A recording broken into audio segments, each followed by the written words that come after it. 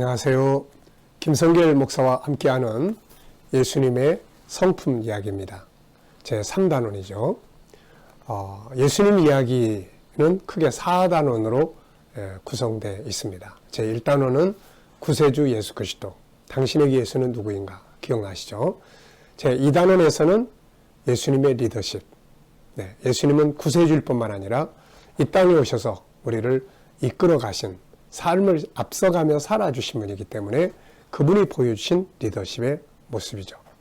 그 다음에 세 번째 단계는 지금 공부하고 있는 성품입니다. 예수님의 성품 참 많죠. 그런데 그 중에서 우리가 쉬운 2개를 골라서 살펴보고 있습니다. 결국 세상에서 행복하다, 또 불행하다, 성공하다, 실패하다, 이 모든 것은 성품이 만들어내는 결과물들이죠. 그래서 좋은 성품을 가질 수 있도록 힘쓰는 게 아주 중요합니다. 우리가 성품 그러면 내 안에 2개의 성품, 하나는 창세기 1장 27절, 이게 본성이에요.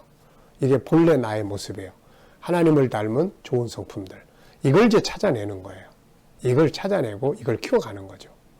그리고 창세기 3장의 죄성, 죄가 들어오면서부터 우리의 본 성품이 망가지고 죄가 그 자리를 차지해서 죄의 성품으로 우리를 끌고 가는 거죠.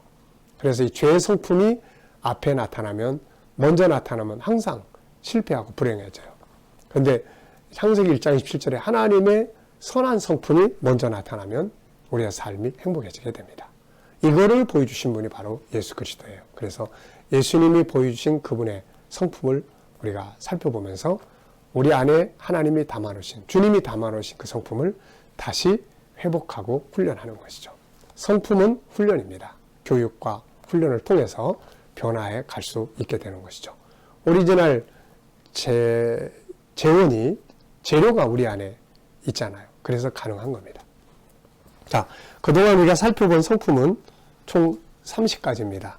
질서의식, 상대방 세워주기, 자기 관리하기, 분별력 키우기, 올바른 가치 추구하기, 소통의 능력 키우기, 존중하기, 마음 비우기, 독립성 키우기, 온유, 열정, 긍휼, 도덕성, 화평, 선함, 공익적 가치 추구 능력, 인내, 진실성, 순종, 사랑성, 영성 강화, 준비성 키우기, 용서, 자신감 갖기, 칭찬하기, 평등, 공과사 구분하기, 훈계의 능력 키우기, 변화와 발전 추구하기, 머무는 곳에 영향력 미치기.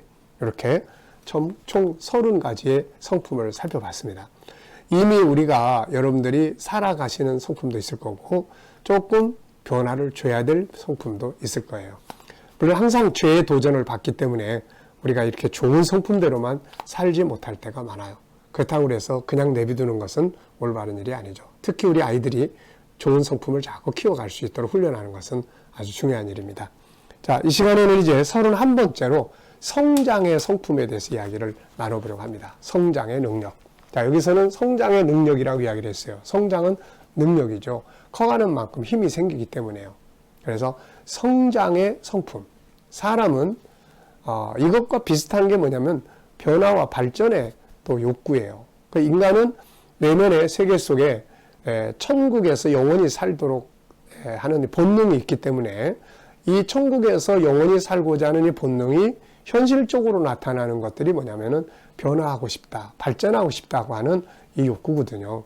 그래서 변화와 발전, 이것이 조금 더 다르면서도 같은, 비슷한 게 성장이에요. 그 성장. 그래서 성장의 욕구가 우리 사람에겐 다 있어요. 이보다 좀 더 잘했으면 좋겠는데. 이게 성장의 욕구거든요. 성장의 성품이에요. 그래서 이런 성품을 갖는 건 참 중요한 거예요. 안 한 양 이러면 됐지 뭐. 이거는 그냥 멈추게 돼요. 그래서 항상 성장의 성품, 이거를 키워가야 합니다. 자, 작은 1번을 한번 보죠. 성장의 의미와 중요성입니다. 성장은 살아있는 모든 것의 본능이죠. 성장이 멈추면 죽음과 도태를 의미합니다. 더 이상 성장하지 않는다.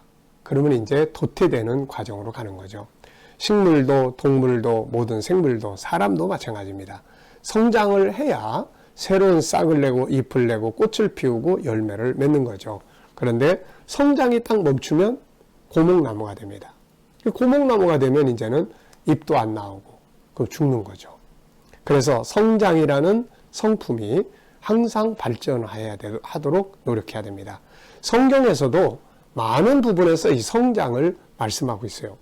마태복음 13장 31절, 32절에도 보면은 여기에 하나님의 말씀, 천국 말씀을 이 씨로 비유를 하셨잖아요. 이게 점점점 자랍니다. 나중에는 풀보다 훨씬 커져서 나무가 되고 공중의 새들이 와서 가지에 깃들인다. 성장하는 거죠.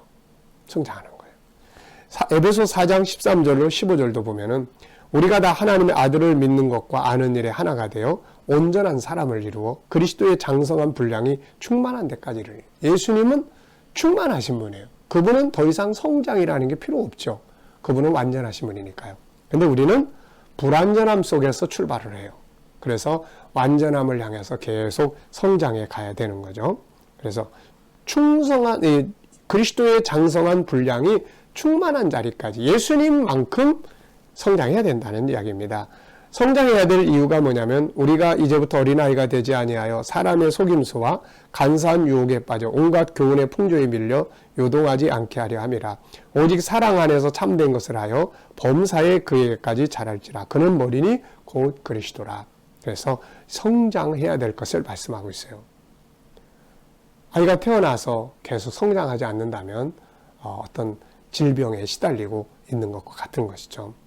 자, 바울 사도는 성장하지 못하는 신앙 인격을 지적을 합니다. 고린도서 3장 1절에 형제들아 내가 신령한 자들을 대함과 같이 너희에게 말할 수 없어서 육신에 속한 자 곧 그리스도 안에서 어린아이들을 대함과 같이 하노라. 내가 너희를 저주로 먹이고 밥으로 아니하였노니 이는 너희가 감당하지 못하였음이거니와 지금도 못하리라. 자, 이 고린도 교인들이 영적인 체험이나 이런 쪽에는 많이 성장을 했어요. 신령한 쪽. 그런데 하나님을 닮은 영이, 거룩한 영이 인격적, 성품적 면에서는 성장을 못했어요. 그러다 보니까 맨날 서로 싸우는 거예요. 막 방언하고 예언하고 기도하면서 나중에 사람들끼리 만나면 막 싸우는 거예요. 이게 왜 그러냐면은 하나님과의 영성적 부분은 성장을 많이 했는데 그 영혼 속에 들어있는 하나님의 성품적 부분에서는 성장을 못한 거예요, 이게. 그러다 보니까 그 성품이 계속 죄성이 나타나니까 막 부딪히는 거죠, 이게. 그래서 바울은 이런 사람들을 신령한 사람으로 대할 수 없다. 아무리 너희가 은사 체험을 하고 뭘 하고 방언을 하고 예언해도 그 신령한 사람 아니다. 신령한 사람은 신령한 성품을 가져야 된다는 거죠, 이게. 그게 하나님의 성품이니까요. 자, 그래서 성장의 중요성을 이야기를 합니다. 히브리서 6장 1절 2절에도 보면은 왜 항상 그 자리에 멈춰 있느냐. 그래서 그리스도의 도의 초보를 버리고 완전한 대로 나아가라. 네, 초보적 상태에서 딱 머물러 버려요. 그래서 우리가 성장을 해야 합니다. 성장이라고 하는 중요한 성품을 키워가야 돼요. 자, 그럼 우리가 성장해야 될 영역들이 있습니다. 영역들. 우선 영성의 성장, 그 다음에 인성의 성장, 인성, 성품의 성장이죠. 지식적 성장, 아는 거, 생각의 성장, 행동의 성장, 역할과 사명의 성장, 삶과 업무적 성장, 인생의 성장. 그래서 항상 우리가 어떤 업무를 처리하더라도 초보적 단계에서 그 다음에 발전적으로 성장을 해 나가야 돼요. 그래서 처음에는 굉장히 익숙하지 못하니까 힘들어하고 어색하고 그래서 어설펐지만 그 다음에 아주 능숙하게, 그래서 초보적 단계에서 이제는 전문가적 단계로 성장을 해 가야 되고, 더 나아가서는 전문가적 단계에서 새로운 변화를 창조해낼 수 있는 그런 창조적 그런 단계로 성장해 가야 합니다. 우리의 인격도 마찬가지예요. 전에는 그냥 아무렇게나 살았던 사람이 은혜 받고 그러면서 하나씩 말은 이렇게 하는 게 좋겠다. 언어의 변화의 성장도 있어야 되고, 좋은 말 쓰는 이런 성장도 있어야 되고, 인격적 관계도 성장을 해야 되고, 인간 관계의 모습도 성장을 해야 되고, 모든 게 다 성장을 해야 된다.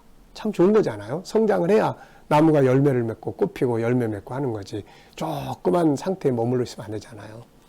우리가 어른이 됐지만 아직도 아이 상태에 그냥 머물러 있는 경우도 많아요.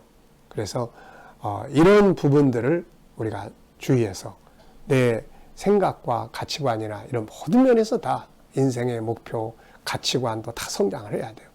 그래서 옛날에는 저런 거 가지고 막 싸웠는데 지금은 너무 그게 부끄럽게 느껴지고 이 성장해서 그렇거든요. 자, 세 번째는 이제 성장하기 위해서 필요한 요소들이 있습니다. 이제 성품 성장을 위해서는 가장 중요한 게 필요성이라고 그랬죠. 그래서 중요성과 필요성 인식하고 성장에 대한 의지와 갈망이 필요하고, 아, 난 이런 부분에서 좀 성장을 해야 되겠구나. 모든 부분이 다 커야 돼요. 모든 부분이. 그리고 이걸 위한 교육과 훈련을 위해서 시간을 투자해야 돼요. 교육받고 훈련하고 또 책 읽고 묵상하고 기도하고 연구하고 그걸 통해서 성장해 가는 거거든요. 자, 그 다음에 목표와 비전이 또 있어야 됩니다. 성장의 목표를 어디까지 갈 거냐. 성장의 목표를 바울 사도는 아까 우리가 읽었던 에베소서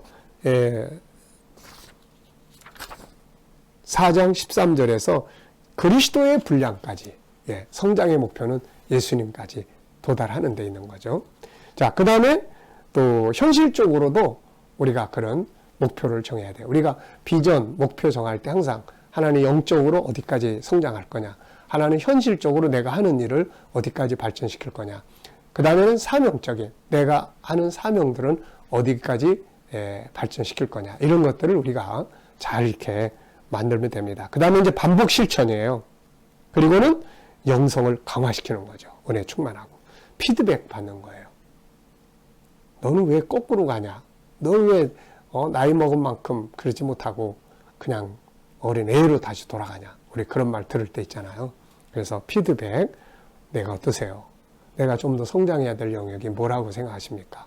네, 당신은 이런 데서 좀 성장해야 돼. 이걸 말할 게 아니라 내가 성장해야 될 부분은 어느 분야라고 생각하신지 한 말씀. 그 피드백 듣는 거죠. 컨설팅과 성장 코칭하기. 네, 컨설팅이라는 것은 분석하는 거거든요. 코칭은 분석해서 성장하게 하기로 결정한 한 영역을 실제로 성장해 갈 수 있도록 만들어가는 세부적 프로그램이에요. 그래서 우리가 필요하면 나는 이 분야가 좀 성장해야 되겠다 그러면 그 부분을 놓고 컨설팅을 하는 거예요. 성장의 목표는 어디까지 정하고 또 이걸 하기 위한 자원은 무엇이고 이거에 대한 장애 요인은 뭐고 이런 거 어떻게 제거하고 그리고 이제 코칭적 방법을 통해서 만들어가면 지금보다 훨씬 더 발전해간 자기 모습을 볼 수가 있습니다. 자, 우리가 여러 가지 환경이나 상황 앞에서 때로는 정기적으로 자기 변화와 발전의 성장을 만들어 가야 할 것입니다. 성장하지 않으면 뒤로 가는 거거든요. 앞으로 안 가면 뒤로 가는 거니까 도태되는 거죠. 그래서 우리는 모든 면에서 성장을 꿈꾸고 성장해 갈 수 있도록 그 성장이라고 하는 성품의 영역을 강화시켜 갈 수 있어야 합니다. 이 시간 말씀 여기서 마치겠습니다. 감사합니다.